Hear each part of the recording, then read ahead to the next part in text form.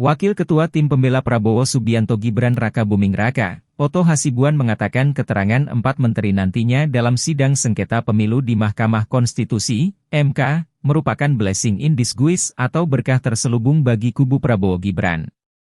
Menurut Oto, keterangan 4 Menteri Kabinet Indonesia Maju itu akan menjelaskan kepada publik mengenai bansos yang selama ini dipersoalkan. Dia yakin, keterangan keempat menteri bisa memperkuat kedudukan Prabowo dan Gibran.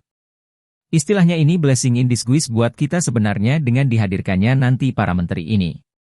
Saya punya keyakinan itu akan bisa menjelaskan persoalan dan semua masyarakat Indonesia akan melihat bahwa bansos itu tidak ada kaitannya dengan perolehan jumlah suara yang diperoleh Prabowo Gibran, kata Oto ditemui usai sidang di Gedung MKRI, Jakarta, Senin 1 April 2024.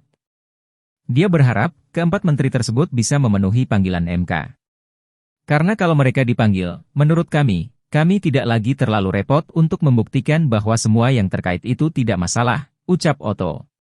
Berdasarkan hasil rapat permusyawaratan hakim, MK menjadwalkan pemanggilan 4 menteri, yakni Menteri Koordinator Bidang Pembangunan Manusia dan Kebudayaan Muhadjir Effendi, Menteri Koordinator Bidang Perekonomian Airlangga Hartarto, Menteri Keuangan Sri Mulyani, dan Menteri Sosial Tri Risma Harini. Ketika ditanya mengenai latar belakang Menteri Sosial Tri Risma Harini yang merupakan kader PDI Perjuangan, PDIP, dan berseberangan dengan kubu Prabowo Gibran, Oto mengaku dia mencoba untuk berprasangka baik. Kan dia harus berkata jujur kan? Dia kan disumpah dong. Saya harus berpikir positif.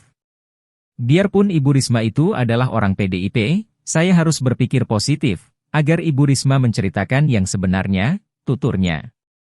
Oto mengatakan, Presiden Joko Widodo maupun pemerintah melaksanakan penyaluran bansos sesuai peraturan. Di samping itu, ia meyakini pemberian bansos telah disetujui oleh DPR RI dan fraksi-fraksi. Dia percaya keterangan itulah yang akan disampaikan 4 Menteri Jokowi tersebut nantinya jika hadir memenuhi panggilan MK. Nggak ada yang menurut saya itu harus disembunyikan. Mana boleh menyembunyikan sesuatu dalam kasus yang seperti ini? Kan terbuka semua, tuturnya. Pada sidang lanjutan perselisihan hasil pemilihan umum, PHPU, Pilpres 2024 di Gedung 1 MKRI, Jakarta, Senin, Ketua MK Suhartoyo mengatakan bahwa Hakim Konstitusi memutuskan untuk menjadwalkan pemanggilan terhadap Muhadjir, Sri Mulyani, Risma, dan Airlangga pada Jumat, 5 April 2024. Selain keempat menteri tersebut, MK juga menjadwalkan pemanggilan untuk Dewan Kehormatan Penyelenggara Pemilu, DKPP. Suhartoyo menegaskan, pemanggilan 5 pihak yang dikategorikan penting untuk didengarkan oleh MK ini bukan bentuk akomodasi permohonan dari kubu Anies Baswedan Muhaimin Iskandar dan Ganjar Pranowo Mahfud MD. Karena sebagaimana diskusi universalnya kan badan peradilan yang menyelenggarakan persidangan yang sifatnya interpartes itu kemudian nuansanya menjadi keberpihakan kalau mengakomodir pembuktian-pembuktian yang diminta oleh salah satu pihak, kata Suhartoyo.